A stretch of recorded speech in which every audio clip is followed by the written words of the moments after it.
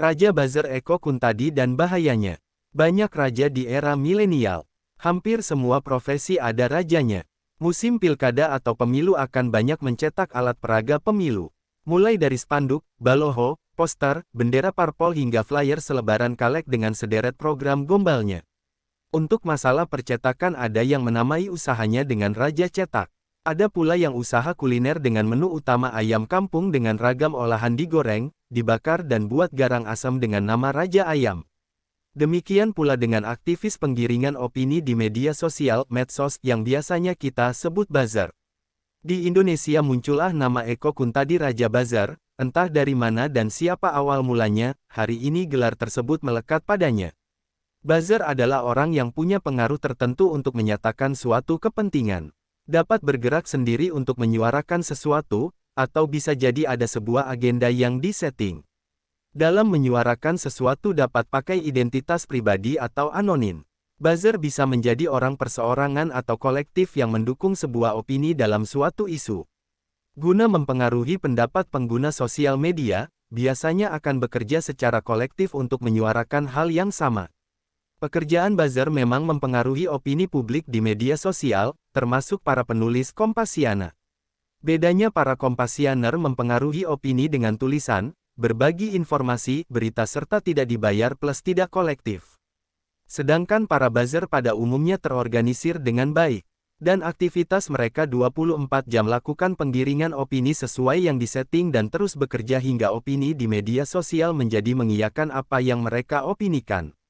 Ada 4 macam peran buzzer. Pertama, tim hore, mereka tugasnya selalu mengiyakan apapun yang disuarakan majikannya.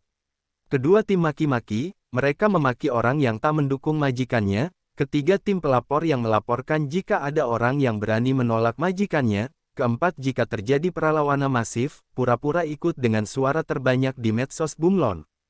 Misalnya saja kenaikan BBM bersubsidi, maka sebelum dinaikkan para buzzer sudah lempar opini, APBN kritis perlu diselamatkan, subsidi BBM dinikmati orang kaya dan tak tepat sasaran, alihkan ke BLT supaya tepat sasaran dan sejenisnya. Cuci otak seakan memang naik BBM itu langkah tepat selamatkan APBN dan agar rakyat mandiri tak disubsidi. Sebulan pasca lempar opini, para buzzer akan terus lakukan penetrasi opini bahwa inflasi karena subsidi BBM harus diselamatkan dengan menaikkan BBM, maka ditetapkanlah BBM naik. Dan terus para buzzer bekerja menggiring opini bahwa ini langkah terpaksa, namun harus diambil, tulus. Para bus sibuk giring opini membela dan membenarkan pemerintah menaikkan BBM karena sudah menyiapkan, mengantisipasi dampak dari kenaikan BBM tersebut dengan memviralkan bahwa ada skema untuk tanggulangi dampak kenaikan BBM dengan BLT rakyat miskin dan BSU kepada para pekerja yang punya jam sostek. Seakan naiknya BBM ini harus diterima rakyat, disyukuri dapat BLT, BSU. Inilah salah bahanya opini yang disebarkan para buzzer. Demo mahasiswa dan rakyat baik di istana, DPR MPR, dan di berbagai kota dan provinsi seperti biasa tak banyak masuk berita TV, hanya viral di medsos. Dan kita menjadi tak berdaya. Hanya mampu berdoa semoga kebutuhan bisa terpenuhi, meskipun gaji tak naik sementara semua kebutuhan bahan pokok, sembako, sudah naik sejak BBM naik.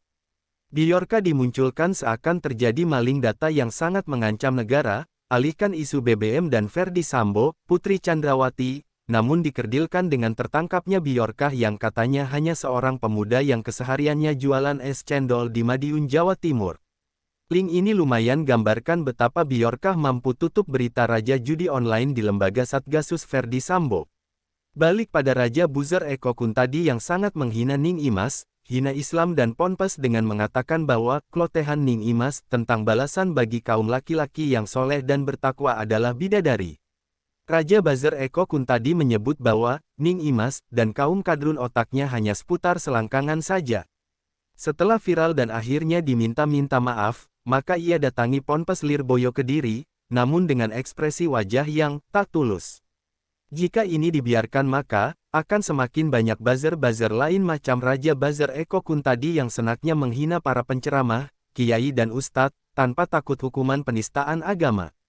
Cukup datang pura-pura menyesal dan minta maaf, maka beres urusan. Sementara banyak ulama yang hanya karena beda pandangan dengan pemerintah dilaporkan pasal menghina pemerintah, masuk jaringan radikal, ditangkap dan dipenjarakan. Setelah putusan pengadilan terbukti tak bersalah dan bebas. Namun mereka dipenjara bahkan bertahun-tahun. Mari jadi pembaca cerdas yang mampu menyaring opini di media sosial dan media massa kebenarannya. Karena hari ini antara berita fakta dan hoaks sudah sulit dibedakan. Namun yang menjadi filter bagi kita adalah telusuri sumber berita, dicerna logis atau tidak, sesuai aturan hukum atau perundang-undangan atau tidak, lalu simpulkan. Salam literasi dan terus suarakan kebenaran meski langit akan runtuh. Selamat jalan guruku dan guru bangsa Prof. Azyumardi Azra yang wafat pada Ahad tanggal 18 September tahun 2022. Klik subscribe dan follow.